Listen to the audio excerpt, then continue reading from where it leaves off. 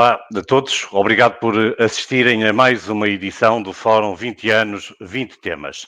O assunto que vamos analisar é o licenciamento de unidades de saúde, procedimento e formalismos. O que é isto? O licenciamento dos estabelecimentos prestadores de cuidados de saúde destina-se a atestar o cumprimento dos requisitos mínimos de funcionamento fixados para cada tipologia por portaria do Governo, constituindo a atribuição de licença de funcionamento, condição de abertura e funcionamento dos mesmos. Neste fórum da entidade reguladora da saúde, iremos analisar todos os requisitos formais que devem ser observados neste processo, abordando as regras e as exceções previstas na lei. Este fórum está a ser transmitido em direto na página eletrónica da entidade reguladora da saúde, no canal do YouTube, no LinkedIn e no Instagram da entidade reguladora da saúde. Para participar não são necessárias inscrições prévias e qualquer pessoa pode participar. Os fóruns serão gravados para depois ficarem disponíveis no menu Eventos da página eletrónica. Pode ver e rever as vezes que entender. Assim, para efeitos de cumprimento do RGPD, quem submeter perguntas deve ter em conta que está a autorizar a exibição na emissão dos dados que escreve, sendo que teremos sempre o cuidado de não exibir mensagens que contenham situações pessoais específicas. A forma mais simples para participar no fórum é na caixa de comentários, mas também pode participar através de vídeo. Eu agora vou tentar explicar como é que isso é feito. Através da página da internet da entidade reguladora da saúde, no menu institucional Inventos, procurar o subtema Fórum 20 anos, 20 temas. A partir daqui entra na página dedicada ao fórum, onde está disponibilizada informação sobre o fórum do dia e as formas de participação, através da inclusão de videoperguntas, pode ser uma hipótese, ou através de perguntas em direto. O calendário dos próximos fóruns está disponível mais abaixo na página. Quem se pretender também ver os fóruns que, entretanto, já foram emitidos, no fundo da página tem acesso às gravações dos fóruns que foram anteriormente emitidos. Hoje o tema é licenciamento de unidades de saúde, procedimentos e formalismos. Temos connosco a Maria João Queiroz, do DRL, que nos vai apresentar o tema. Olá, João. Olá, muito bom dia, Vítor. Bom dia, sejam muito bem-vindos. Começo por cumprimentar todos os participantes. Desde já, estamos gratos por se associarem a nós a mais um webinar no âmbito das comemorações 20 anos, 20 temas ERSE, este sobre a temática do regime jurídico do licenciamento. Por imperativos de tempo e considerando o modo expositivo destes fóruns, a presente apresentação terá enfoque sobretudo no procedimento que rege a abertura e funcionamento dos estabelecimentos prestadores de cuidados de saúde, com destaque para algumas matérias que mais dificuldades levantam aos interessados relacionadas com aspectos ambientais. Isto sem descurar a análise das alterações introduzidas pelas novas portarias de atividade publicadas em março deste ano. Temos também de considerar que nesta apresentação não serão abordadas as temáticas aplicáveis ao regime jurídico da proteção radiológica e da atividade no âmbito dos cuidados continuados integrados, uma vez que as mesmas dispõem de regime próprio. De referir ainda que a temática respeitante às especificações técnicas que estão previstas nas respectivas portarias de atividade, por serem questões técnicas, e falamos aqui de um conjunto de requisitos que devem ser observados a nível da compartimentação, dos sistemas de aquecimento, ventilação, ar-condicionado, instalações elétricas, gases medicinais, equipamentos de desinfecção, esterilização, sistema de gases medicinais, já referi, e o equipamento sanitário, serão objeto de webinars futuros a desenvolver pela entidade reguladora da saúde. Assim, a apresentação que seguirá incidirá sobre os seguintes temas. Peço desculpa que estava aqui com uma dificuldade em mudar o slide. vamos falar sobre o licenciamento enquanto condição de acesso ao mercado, os procedimentos contemplados no Decreto-Lei 127 e que titulam a abertura e o funcionamento dos estabelecimentos prestadores de cuidados de saúde, como adiante veremos, podem assumir 3 tipos de modalidades. Teremos também um enfoque na apreciação do procedimento aplicável aos estabelecimentos prestadores de cuidados detidos por entidades privadas, consubstanciados num procedimento simplificado assente numa comunicação prévia da atividade e um procedimento ordinário que assume um maior detalhe por força das suas especificidades. Por outro lado, abordaremos a apreciação das particularidades decorrentes do regime do licenciamento. Falamos aqui do Instituto da Confirmação de Licenças Antigas, do prazo de adequação às novas portarias de atividade.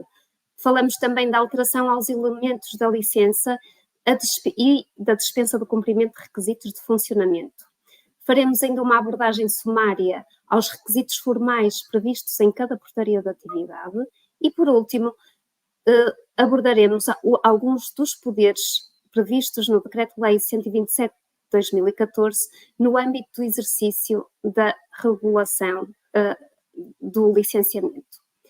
Dito isto, e importa a título prévio dizer que a entidade reguladora da saúde é uma pessoa coletiva de direito público com a natureza de entidade administrativa independente e, para o efeito, está dotada de autonomia administrativa e financeira e de autonomia de gestão. Goza de independência orgânica, funcional e técnica e de património próprio e de poderes de regulação, regulamentação, supervisão, fiscalização e ainda poderes sancionatórios.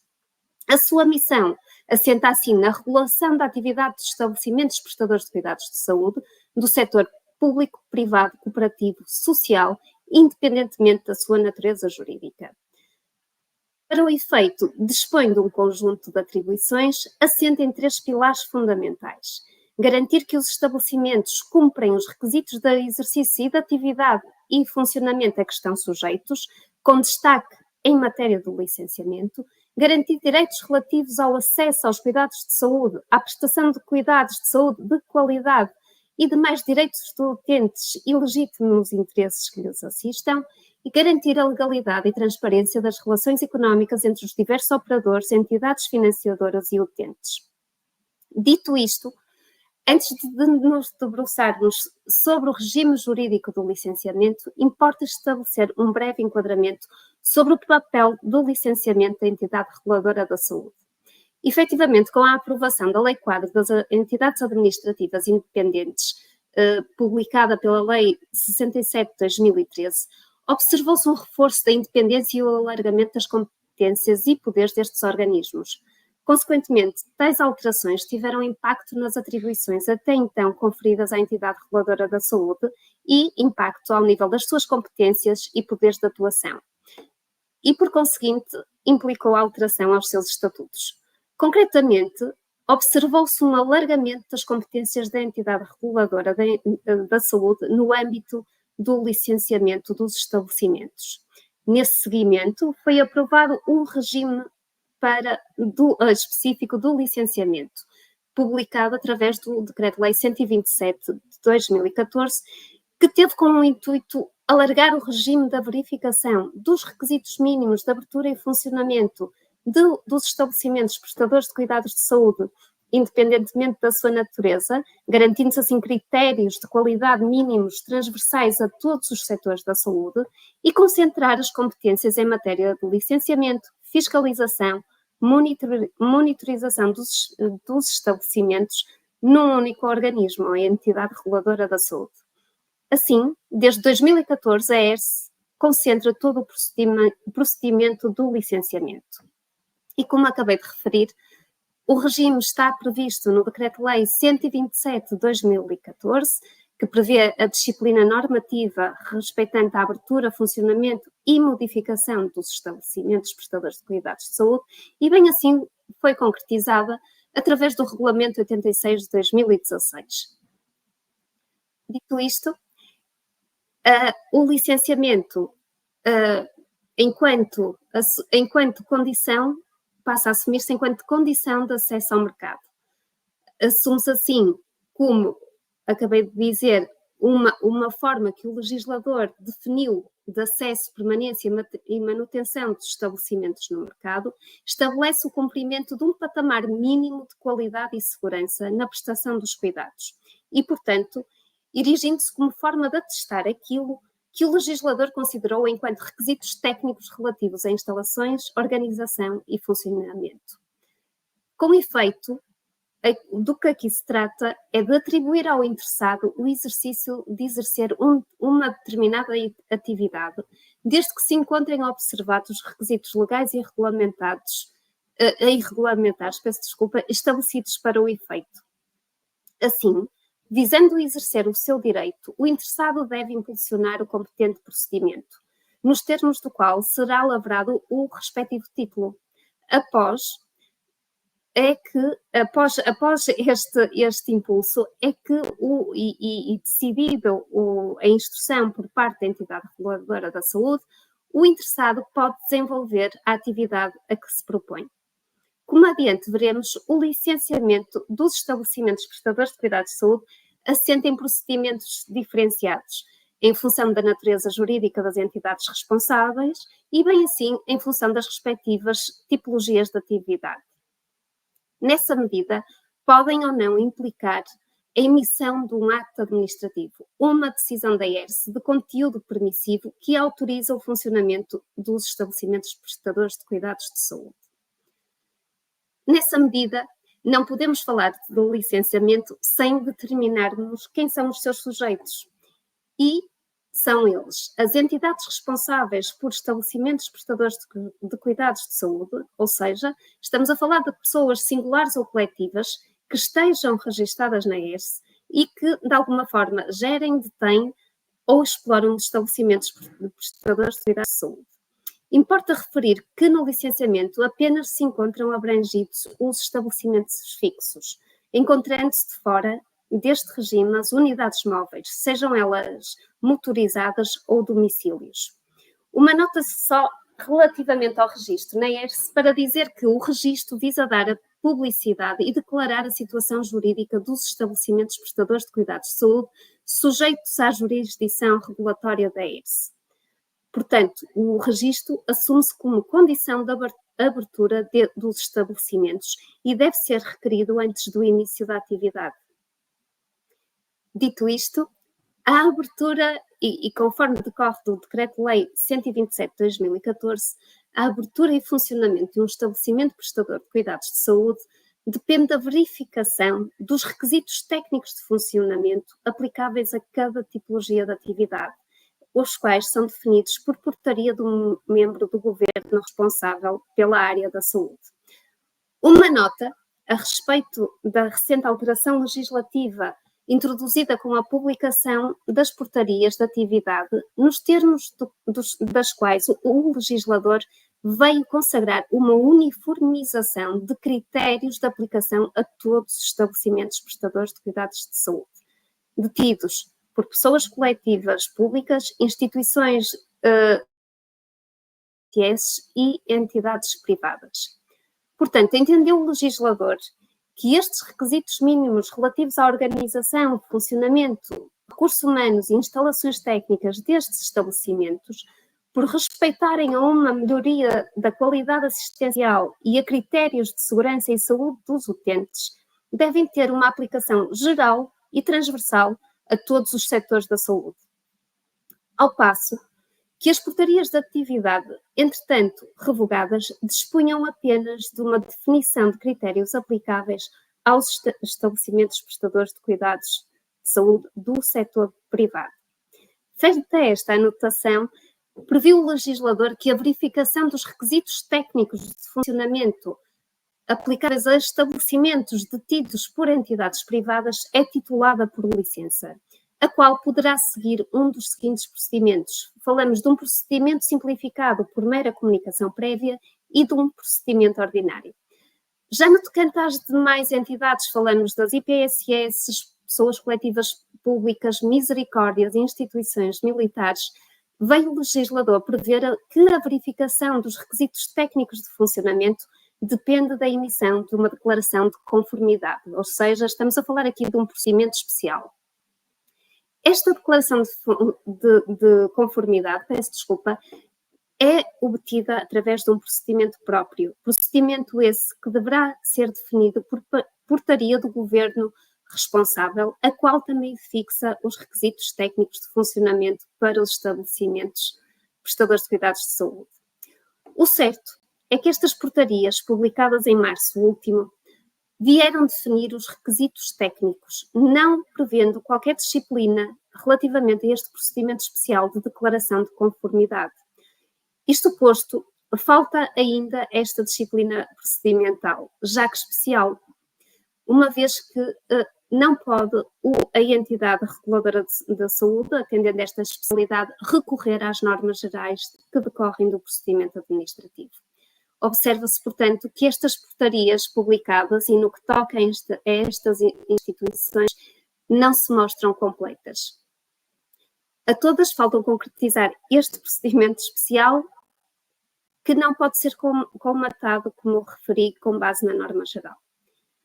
Dito isto, e passando à abordagem do procedimento aplicável aos estabelecimentos detidos por entidades privadas, e como anteriormente referi, pode revestir duas formas, vamos iniciar a apresentação sobre o procedimento simplificado. Este procedimento que se basta com uma mera comunicação prévia da atividade, mediante o preenchimento eletrónico da declaração, que se encontra, o formulário que se encontra disponível no portal do licenciamento, existente na página eletrónica da entidade reguladora da saúde e nos termos do qual o declarante se responsabiliza pelo cumprimento integral dos requisitos de funcionamento exigíveis para a atividade que se propõe exercer ou então que exerce. Através deste procedimento que se quer simplificado, visa-se garantir o princípio da autorresponsabilização dos interessados, garantindo, através do termo de responsabilidade, o cumprimento integral dos requisitos de funcionamento. Este procedimento não implica qualquer ato decisório por parte da entidade reguladora da saúde, bastante-se com a mera validação dos elementos submetidos. Encontram-se abrangidas por este procedimento as tipologias que estão consagradas no artigo 4 do Decreto-Lei 127 e que seguidamente serão enunciadas, com um destaque por força do regime previsto para este procedimento simplificado, a tipologia respeitante às unidades de radiologia e postos de colheita, que sendo um procedimento simplificado, pressupõe a junção de um conjunto de elementos instrutórios, implicando a validação por parte da entidade reguladora da saúde, após o que é dado provimento ao requerimento apresentado. Seguindo-se a este procedimento, falamos do procedimento de licenciamento ordinário, também aplicável a todos os estabelecimentos detidos ou geridos por entidades privadas e que não se encontram abrangidos pelo regime simplificado de mera comunicação prévia. Trata-se assim de um procedimento mais exigente, que não se basta com o mero preenchimento do formulário que está disponibilizado no portal do licenciamento, exige a apresentação de um conjunto de elementos instrutórios que estão previstos no próprio regime e outros decorrentes dos critérios que estão definidos nas respectivas portarias de atividade. Este procedimento exige também a realização da competente vistoria e um ato decisório por parte da entidade reguladora da saúde.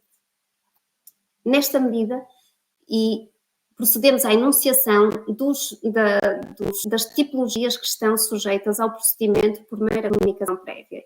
E são elas as clínicas ou consultórios médicos, as unidades de radiologia, os centros de enfermagem, unidades de reabilitação, de medicina física e reabilitação, unidades de fisioterapia, terapia da fala, terapia ocupacional. Uma nota para destacar que estas unidades, estas três últimas unidades que acabei de referir, enquanto valências técnicas, foram objeto de regulação e de definição de critérios estabelecidos com esta alteração à portaria número 1212 de 2010, Falamos ainda dos centros de dia e centros de consulta no âmbito da tipologia, tratamento e recuperação de pessoas com comportamentos aditivos e dependências. Falamos também das terapêuticas não convencionais e dos postos de colheita de patologia clínica. Já quanto ao procedimento ordinário do licenciamento, subsumem-se aqui nestas tipologias de atividade as unidades com internamento, as unidades de cirurgia de ambulatório, as unidades de radioterapia e radio-oncologia, as unidades de medicina nucleares, laboratórios de anatomia patológica, patologia clínica e análises clínicas, as comunidades terapêuticas e as clínicas de desabitulação e os laboratórios de genética médica. Agora, por força da complexidade deste procedimento ordinário, vamos fazer uma breve abordagem quanto às fases que consagram este procedimento. Como disse, é um procedimento mais complexo e que exige uma decisão final a adotar pela entidade reguladora da saúde, a qual vai permitir ao interessado o exercício do seu direito, ou seja, o direito de desenvolver a atividade a que se propõe. Este procedimento inicia-se com uma fase prévia, a qual se concretiza, como já referi, na submissão do pedido da licença de funcionamento, mediante o preenchimento do formulário disponível no respectivo portal e nos termos do qual se responsabiliza pelo cumprimento integral dos requisitos de funcionamento exigíveis para a tipologia de atividade a que se propõe. Pressupõe ainda a identificação dos elementos constantes do uso do prédio ou fração, ou documento equivalente, ou de pedido apresentado junto à Câmara Municipal territorialmente competente para o uso daquela prédio ou fração. Por outro lado, este formulário deve conter a assinatura digital do legal representante ou de mandatário com poderes para o ato. Pressupõe ainda a junção dos elementos instrutórios mediante via eletrónica, após o que deverá o interessado submeter este pedido para validação da ERSE. Uma nota no que respeita à impossibilidade da apresentação destes documentos instrutórios através do portal do licenciamento, devendo os interessados remeter à ERSE em suporte digital e no prazo de 10 dias após a submissão do respectivo pedido. E de que elementos instrutórios falamos? Daqueles que se encontram previstos no artigo 5º do Decreto-Lei 127 de 2014 e dos constantes nas respectivas portarias. Como podem ver aqui no diapositivo, falamos da certidão atualizada do registro comercial ou código de acesso à certidão permanente no caso de pessoa coletiva ou no caso de pessoa singular, falamos de cópia do cartão do cidadão. No que respeita às unidades detidas por IPSS, deverá ser apresentada a declaração de inscrição como IPSS emitida pela Segurança Social. Por outro lado, e como já referi anteriormente, deve o respectivo pedido ser também acompanhado da autorização de utilização para comércio ou serviços, emitida pela Câmara Municipal competente, ou então de documento equivalente nos termos da legislação em vigor ou certidão negativa. Falamos também ainda da relação nominal do pessoal que integra a unidade, ou então de declaração de compromisso de entrega da relação nominal do mapa, a entregar no prazo máximo de 30 dias a contar da data da emissão da licença ou da declaração de conformidade. Por outro lado, e no que respeita aos requisitos técnicos, exige-se a apresentação da memória descritiva do programa funcional do estabelecimento. Neste caso, pressupõe a identificação em termos de capacidade instalada, o número de salas de operações e, quando aplicável, a designação dos respectivos serviços ou valências que a unidade dispõe. Falamos também, por outro lado, das telas finais do projeto de arquitetura e das telas finais dos respectivos projetos das especialidades, as quais devem ser acompanhadas do respectivo termo de responsabilidade e declaração da ordem profissional. Falamos, por último, ainda do parecer emitido pela Autoridade Nacional de Emergência e Proteção Civil, que comprova o cumprimento do regime jurídico de segurança contra incêndios. Por último, e neste caso falamos de um documento que é facultativo e que respeita ao requerimento de dispensa do cumprimento de requisitos, o qual só é aplicável, se aplicável, deverá ser circunstanciado, fundamentado e acompanhado da respectiva prova para que a entidade reguladora da saúde, na decisão a tomar a final, possa emitir o juízo em conformidade. Uma nota relativamente à documentação adicional que se encontra prevista nas respectivas portarias de atividade, e notem que esta documentação decorre já do novo regime instituído por estas portarias, e nos termos da qual se prevê um conjunto de documentação aplicável apenas às tipologias de laboratórios de anatomia patológica, laboratórios de genética médica, unidades de radioterapia, radio-oncologia e medicina nuclear. Posto isto, esta fase prévia de apresentação do pedido, segue-se uma fase de saneamento, uma fase de apreciação liminar do pedido, onde são apreciadas questões de ordem formal e processual que possam obstar ao conhecimento do mesmo. Ou seja, vai ser efetuada a verificação dos elementos instrutórios por forma a garantir que o pedido apresentado, com a documentação exigível e, bem assim, da legitimidade do sujeito responsável pela submissão do respectivo pedido. Apreciado todos estes elementos instrutórios, é este indefere liminarmente o pedido se o mesmo não estiver acompanhado de todos os elementos instrutórios, salvo no caso do interessado solicitar a dispensa da junção dos elementos instrutórios e a obtenção oficiosa por parte da entidade reguladora da saúde.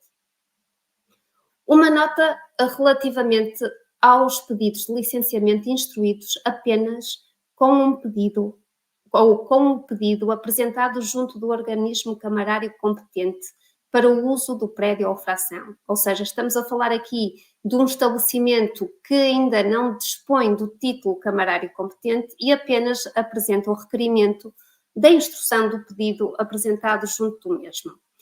Isto, e porquê esta nota? Porque o Decreto-Lei 127/2014 vem dizer que, no caso de deferimento de pedir licenciamento, ou seja, obtendo uma decisão favorável por parte da ERSE, o efetivo funcionamento do estabelecimento só pode ter lugar após a apresentação do título emitido pela Câmara Municipal competente. Ou seja, mesmo que tenha havido uma decisão que autorize este funcionamento, não pode o mesmo iniciar este funcionamento por parte da entidade reguladora da saúde, não pode o mesmo iniciar a atividade sem que demonstre o comprovativo emitido pela Câmara Municipal territorialmente competente. Assim, admitido o pedido de licenciamento, é o interessado notificado do mesmo e, bem assim, da data da sua submissão. Seguindo-se, a notificação ao interessado que deve ocorrer no prazo de 15 dias, a contar da data do pedido da licença, para apresentar os elementos complementares necessários à apresentação do pedido. Muitos deles, respeitantes à organização e funcionamento do estabelecimento, relatórios e ensaios que atestem das condições das instalações técnicas, como, por exemplo, as instalações elétricas, gases medicinais, sistema de climatização, entre outros. E, nessa medida, o interessado dispõe de 30 dias úteis para a apresentação da resposta. E convém dizer que, até serem apresentados estes elementos, há a verificação da suspensão dos efeitos do procedimento durante estes 30 dias. Segue-se o agendamento da vistoria e a emissão da guia de pagamento da respectiva taxa, e o agendamento da vistoria deve ser comunicado ao interessado com uma antecedência mínima de 10 dias úteis. No caso de impossibilidade da realização da vistoria na data fixada pela ERSE e por facto imputável ao estabelecimento, o procedimento é declarado extinto. A fase mais dinâmica, mais prática deste procedimento, consubstanciada na realização da vistoria. Esta diligência é levada a cabo por equipas multidisciplinares integradas por técnicos de distintas especialidades, áreas de saber e muitas vezes por peritos externos. No decurso da vistoria, pode a ERSE entender que o interessado deve apresentar demais documentação esta que se reputa essencial à elaboração do relatório. De notar, contudo, que este pedido não suspende os prazos do procedimento. Fim da realização, há lugar à produção do relatório da vistoria, nos termos do qual são registados os seguintes elementos. Falamos do juízo de conformidade ou desconformidade dos estabelecimentos com os requisitos legais e regulamentares aplicáveis. Falamos das medidas corretivas que a equipa entende que devem ser levadas a cabo pelo estabelecimento por forma a conformar-se com os ditos requisitos e eventuais reclamações ou a pronúncia da ERSE sobre eventuais reclamações que possam ser suscitadas no decurso desta vistoria. Posto isto, segue-se a fase da decisão e esta decisão, esta tomada de decisão poderá consubstanciar uma decisão de emissão de licença, uma decisão de licença condicionada ou então um indeferimento do pedido. A emissão da licença é, assim, uma deliberação favorável ao interessado, nos termos de qual se atesta o integral cumprimento dos requisitos técnicos, legais e regulamentares aplicáveis ao funcionamento da tipologia que foi requerida. Note-se que, por via da regra, esta emissão de licença não ocorre. Tendencialmente há uma emissão de licença condicionada, na medida em que dificilmente um estabelecimento assegura a priori o cumprimento de todos os requisitos na íntegra. Um outro tipo de decisão que já foi referido é esta emissão de licença condicionada e que consubstancia a emissão de uma licença condicionada à correção de determinadas desconformidades e num prazo razoável a fixar pela ERSE. Correspondem, assim, estas desconformidades a desconformidades de reduzida gravidade, cuja correção é possível de ser realizada sem que as intervenções a efetuar prejudiquem o normal funcionamento da atividade, não pressupõem alterações estruturais e não representam qualquer risco para a segurança e saúde dos utentes e profissionais. A título de exemplo, falamos aqui, a título de exemplo de uma deliberação de emissão de licença condicionada, falamos de situações em que a verificação depende do efetivo funcionamento do estabelecimento ou cujos encargos ou despesas correspondem a despesas correntes e, portanto, apenas será de exigir o seu integral cumprimento assim que o estabelecimento inicia a atividade. Um caso paradigmático é o caso das unidades de diálise, que, por força da transferência de instalações, implica que, à data da vistoria, não se verifique a instalação do equipamento médico necessário, a celebração de contratos de serviços com terceiros, a alocação dos recursos humanos necessários à prestação do cuidado e, por vezes, o pleno funcionamento das unidades de tratamento de água. De referir ainda que a apresentação de medidas corretivas desenvolve-se no quadro do prazo que é concedido pela entidade, sob pena de, não cumprido este prazo, se verificar a resolução da condição aposta à licença. Segue-se a decisão de indeferimento e, como está previsto na respectiva tabela, esta deliberação de indeferimento é uma deliberação total ou parcialmente desfavorável que se consubstancia na verificação de desconformidades face aos condicionalismos legais e regulamentares aplicáveis. Podemos falar de um indeferimento do pedido com medidas corretivas, através do qual é concedido ao interessado o prazo para a produção de prova das medidas corretivas implementadas e a comprovação da conformação do estabelecimento da atividade com os requisitos legais e regulamentares aplicados. Neste tipo de deliberação, há sempre lugar à audiência prévia, mediante o qual o interessado poderá exercer o direito ao contraditório e demonstrando e fundamentando eventuais razões de discordância com o juízo de desconformidade identificado no relatório de vistoria. Nesta sede, compete também ao interessado produzir prova da adoção das medidas corretivas necessárias à comprovação da conformidade com os requisitos aplicáveis.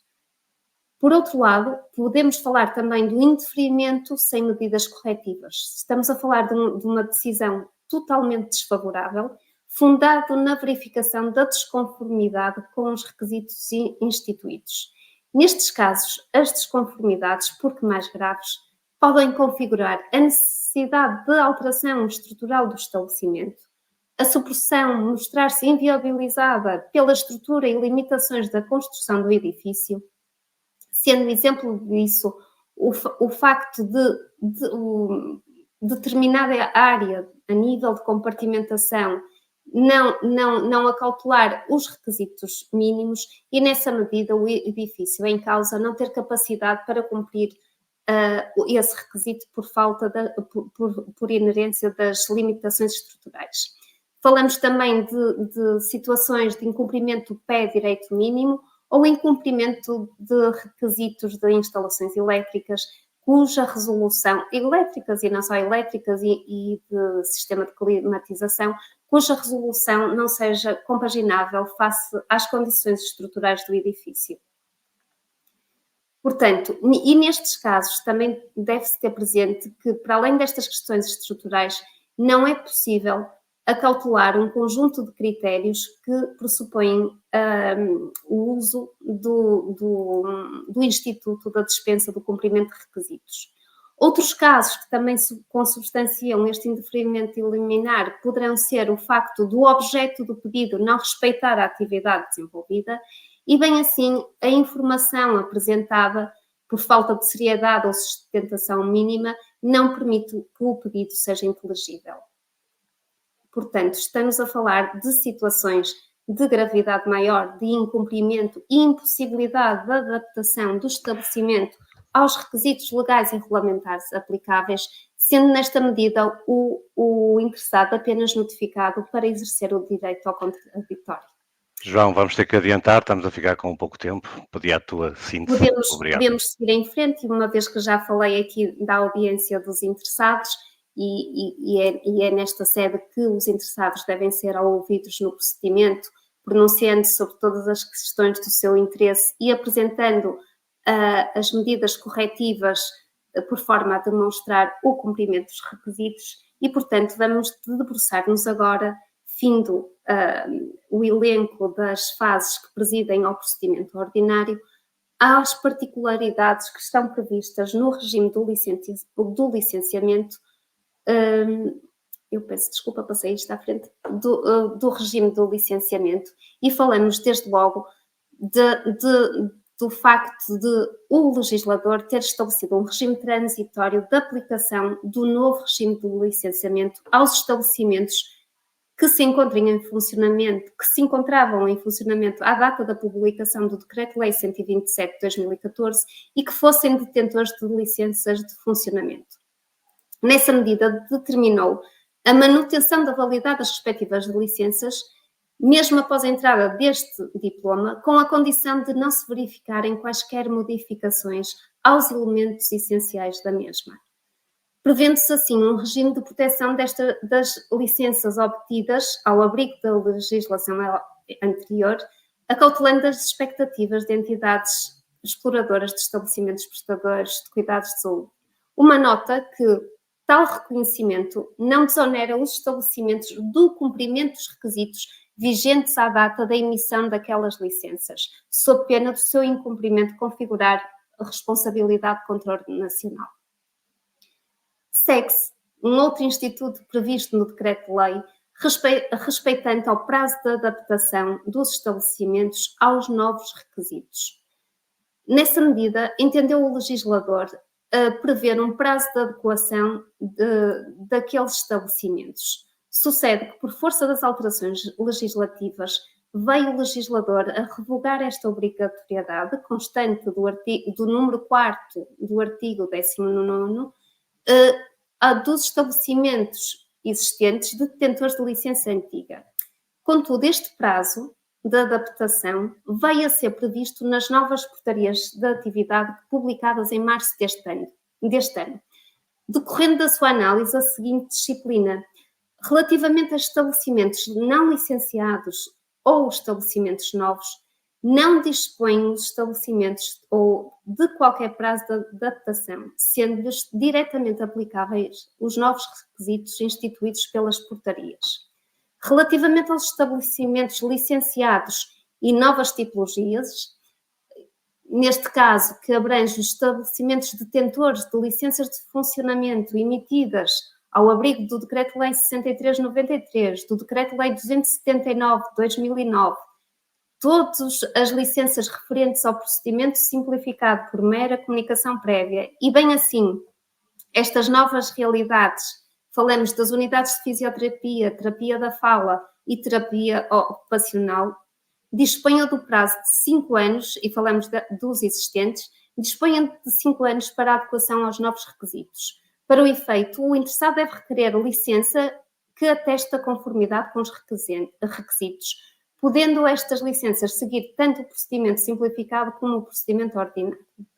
Falamos ainda dos estabelecimentos licenciados ao abrigo do Decreto-Lei 127/2014, ou seja, licenciados pela entidade reguladora da saúde e que seguiram o procedimento ordinário de licenciamento, os quais também dispõem de um prazo de 5 anos de adequação aos novos requisitos, devendo os interessados requerer a licença que ateste a conformidade com os novos requisitos e, aqui uma nota, deve ser formulado um pedido fundamentado que ateste o cumprimento dos novos requisitos técnicos de funcionamento. Para todos os efeitos, estamos a falar aqui de uma atualização da licença de funcionamento. Quero sublinhar o seguinte: todas as situações que possam implicar alterações aos elementos essenciais da licença implicam um novo pedido de licenciamento a requerer junto da ERSE, conforme seguidamente veremos, e nunca uma adequação aos novos requisitos. Quanto aos estabelecimentos detidos por pessoas coletivas públicas, IPSS e instituições militares, estabelece o legislador um prazo de adequação de 5 anos. Ainda, por força das alterações introduzidas pelas portarias, veio o legislador determinar um regime específico aplicável aos processos pendentes, determinando que os processos de licenciamento em curso, à data em vigor do regime instituído pelas novas portarias, podem optar pela adequação aos novos requisitos técnicos de funcionamento, desde que apresentem um requerimento junto da entidade reguladora da saúde. Assim, competirá à ERSE dar continuidade à tramitação dos processos, aproveitando sempre os atos já praticados e decidindo o pedido de emissão da licença à luz dos novos requisitos instituídos por estas portarias. Segue-se também uma abordagem relativamente aos elementos, à alteração dos elementos constantes da licença, que acabei de referir, uma vez que dispõe o Decreto-Lei 127/2014 que quaisquer alterações aos elementos essenciais, qualquer alteração aos elementos essenciais, aos elementos da licença, devem ser comunicados no prazo de averbamento ou emissão de novo título. Elementos essenciais da licença, como referi, consubstanciam ou um averbamento ou uma emissão de uma nova licença, e no caso de procedimento ordinário, é este que notifica a entidade responsável para solicitar a realização da vistoria, seguindo-se os demais trâmites e fases legais anteriormente abordados. Agora, uma nota relativamente ao pedido de dispensa de requisitos que aproveita os estabelecimentos existentes à data do Decreto-Lei 127/2014, com este instituto quis o legislador reconhecer situações jurídicas já constituídas e, portanto, evitar que as mesmas pudessem comprometer a atividade destes estabelecimentos e, por outro lado, evitar uma sobrecarga incomportável nas estruturas existentes. Portanto, como pressupostos deste pedido, falamos sempre de um estabelecimento existente à data e com atividade à data do Decreto-Lei 127 de 2014, a desconformidade verificada deve ser motivada por questões estruturais ou técnicas cuja estrita observância seja impossível ou possa inviabilizar a continuidade da atividade e desde que a dispensa não coloque em causa a segurança e a saúde dos utentes. Portanto, não será legítimo o pedido de dispensa de estabelecimentos não existentes porque não estão construídos ou então porque não desenvolvem qualquer tipo de atividade no âmbito da prestação de cuidados de saúde. No diapositivo que se segue, identificamos quais são a documentação que deve ser apresentada para a instrução do respectivo procedimento, seja por impossibilidade estrutural técnica e impossibilidade estrutural financeira. Só um destaque para a questão respeitante aqui à impossibilidade estrutural e técnica, nos termos do qual deve ser apresentado um parecer assinado por técnico habilitado, no qual resultem evidenciadas as contingências estruturais e que o mesmo ateste a impossibilidade estrutural da adaptação da estrutura.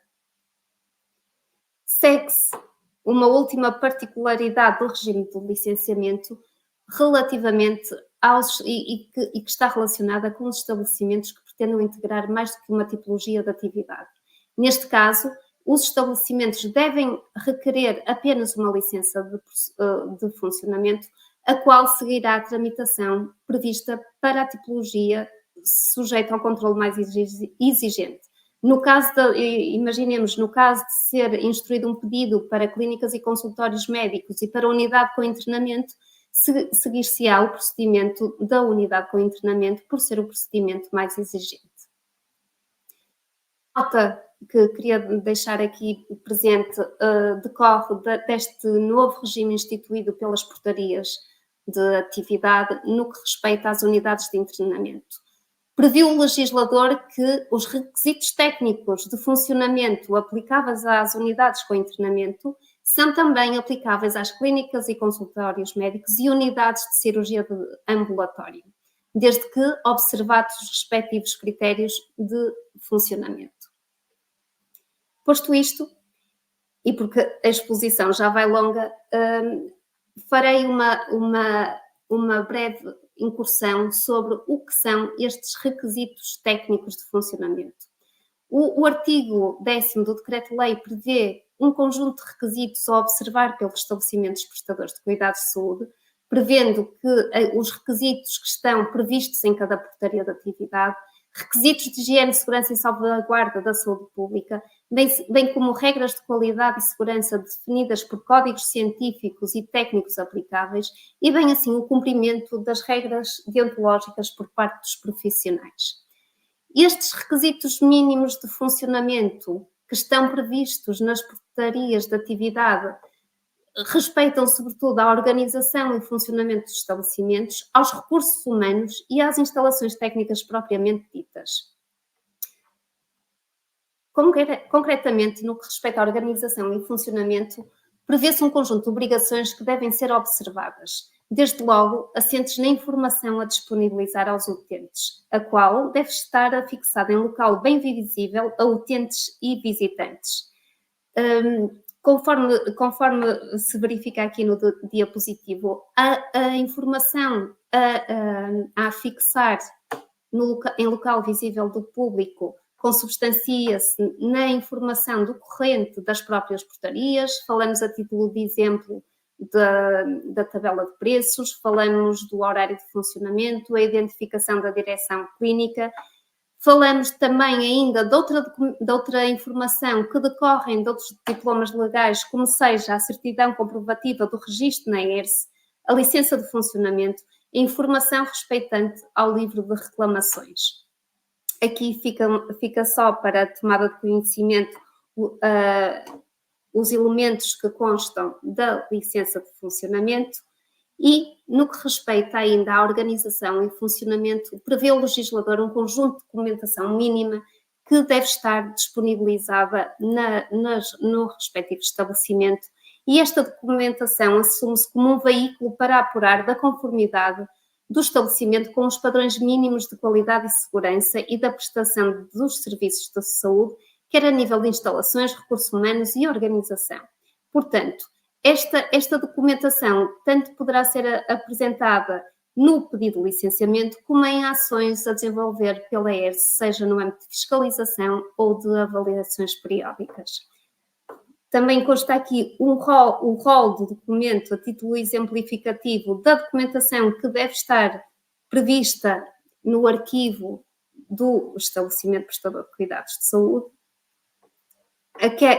E convém frisar que, além desta, que se aplica transversalmente a todas as tipologias de atividade, há documentação específica de cada tipologia. Falamos, por exemplo, da tipologia da unidades de obstetrícia, falamos das unidades que utilizem equipamentos de radiodiagnóstico e protocolos celebrados com laboratórios, entre outros. Falamos ainda também de documentação exigível pelas boas práticas clínicas, como procedimento, normas de controle de infecção e consentimento informado, desde que não previsto em norma específica. Por outro lado, falamos também, em termos da organização ou dos requisitos formais a observar nas portarias de atividade dos recursos humanos, cada tipologia de atividade determina uma forma mais genérica e particular do pessoal a afetar ao desenvolvimento da atividade, prevendo, por um lado, a assunção das responsabilidades do respectivo estabelecimento e define os termos das condições assumidas pelas direções clínicas, direções técnicas, direções de serviço, enfermeiros responsáveis, bem como os recursos indispensáveis à prestação de cuidados, podendo estes ser definidos em termos de rácios mínimos.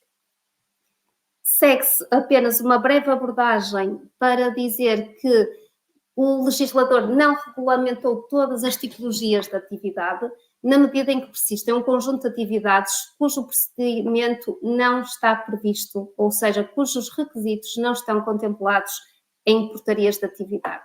São exemplo disso as denominadas valências técnicas. Falamos das consultas de psicologia, psicomotricidade, optometria, ortótica, audiologia, podologia, psicopedagogia, nutrição e dietética. Neste âmbito, importa referir que, não obstante não estarem previstas as condições mínimas de funcionamento, os requisitos mínimos de funcionamento, estes estabelecimentos que desenvolvem prestação de cuidados de saúde devem sempre acautelar um conjunto de requisitos mínimos legais relativos à verificação da higiene, de saúde, segurança e salvaguarda da saúde pública, o cumprimento das obrigações legais decorrentes dos próprios estatutos da ERSE e da legislação aplicável a todos os estabelecimentos prestadores de cuidados de saúde pelo facto de desenvolverem determinada atividade.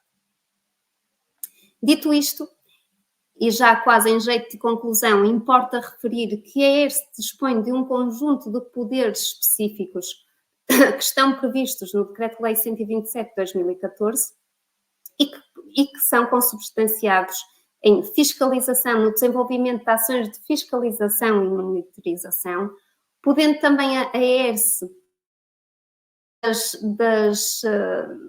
das várias ações e também dos procedimentos do licenciamento, suspender ou revogar licenças de funcionamento e, bem assim, queria fazer aqui um destaque, porque tem algum impacto, o que está relacionado com as medidas cautelares de atividade. Estas medidas cautelares de suspensão de atividade são medidas instrutórias, muitas vezes são decretadas no seguimento de ações de fiscalização, de monitorização, da observância dos requisitos de funcionamento e destinam-se à imediata reposição do cumprimento das leis e regulamentos aplicáveis, desde que se mostrem indispensáveis ao efeito útil da decisão que venha a ser preferida em processo a instaurar ou instaurado e haja a iminência do prejuízo grave, irreparável ou difícil reparação para o setor regulado ou para os utentes. Neste âmbito, verifica-se que há uma violação grosseira das disposições legais e regulamentares, o que determina a adoção desta decisão. Esta decisão, tendencialmente, pressupõe a audiência dos interessados, sendo esta diferida para momento posterior à decisão, por força da urgência em afastar a violação dos direitos, tais como estão previstos na deliberação final. Peço desculpa. Portanto, relativamente aqui à suspensão e revogação da licença, também já referi que são poderes que competem à entidade reguladora da saúde. E, por último, são os poderes sancionatórios, que, no caso concreto, e no que respeita à atividade e funcionamento dos estabelecimentos prestadores de cuidados de saúde, se consubstanciam nas infrações decorrentes do funcionamento de estabelecimentos sem que sejam titulares da licença, que não cumpram os requisitos de funcionamento, que prestem informações incorretas ou incompletas no âmbito do procedimento ordinário, que não afixem a informação necessária e prevista nas respectivas portarias de atividade e não afixem a licença de funcionamento, e bem assim a falta de comunicação, de alteração aos elementos constantes da licença. Dito isto, Vítor, acho que terminei a apresentação. Obrigado aos espectadores que nos estão a assistir na rede do Instagram. Devido à limitação de tempo, a emissão vai ser agora interrompida, podendo acompanhar na página eletrónica da entidade reguladora www.ers.pt.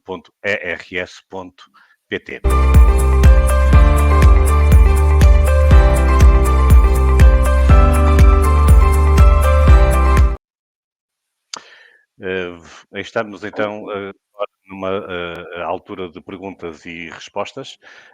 Volto a repetir que a emissão no Instagram vai ser interrompida devido à limitação de tempo. Temos muito pouco tempo para as perguntas e respostas que nos foram chegando. Maria João Queiroz, vamos aproveitar para respondermos a uma pergunta que nos veio de vídeo de uma espectadora que se chama Wanda Bernardino. Olá, bom dia. O meu nome é Wanda Bernardino e sou de Leiria. Tenho aqui uma clínica de medicina física e reabilitação privada e a minha questão é a seguinte: gostaria de saber como é que é possível eu adquirir o alvará onde tenho acordos com a Segurança Social. Obrigada a todos e um bom dia. Aqui está a pergunta de Wanda Bernardino, de Maria João. Ora bem, neste caso, segundo o que eu entendi, estaremos perante uma atividade que se subsume na tipologia de unidade de medicina física e reabilitação, sob a exploração de uma entidade privada e, portanto, que deve seguir o procedimento simplificado de mera comunicação prévia.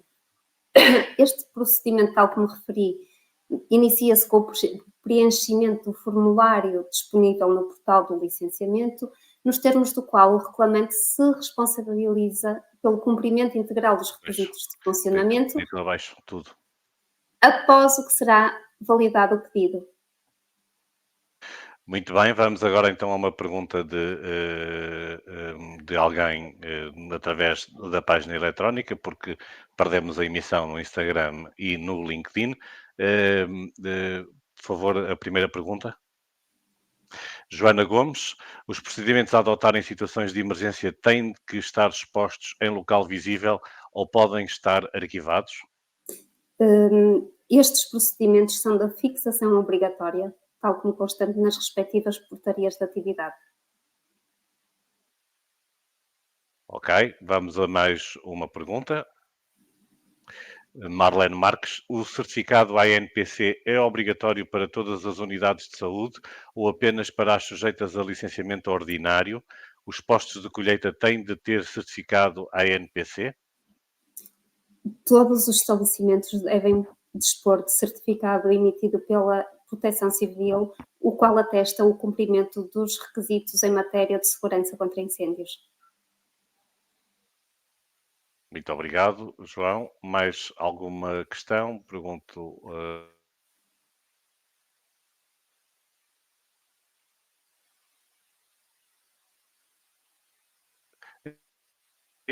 Eh, a pergunta é: adquiri uma unidade privada de saúde e pretendo desenvolver uma atividade de cuidados de saúde em regime de ambulatório, consultas de várias especialidades médicas.